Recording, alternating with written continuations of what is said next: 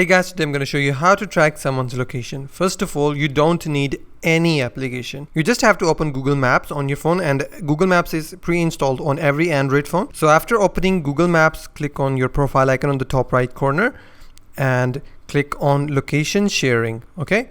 Once you've clicked the location sharing, click on new share. Here you have to select the button until you turn this off, or you can swipe right and click on more and type in the email address of the specific person that you want to share your location. For example, blah blah blah @gmail.com. Okay, now let's say I have done these settings on my kid's phone.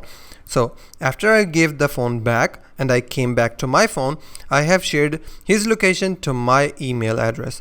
So if I want to see my child's location, I will go to location sharing once again, and here, as you can see, I can see his phone's information. I can see the address, his exact pinpoint location on maps where he's actually right now is, and also his phone number, battery percentage. So I can see each and everything. So that's how you can track anyone's location with this simple trick. If you find this video helpful, please hit the like button and also don't forget to subscribe.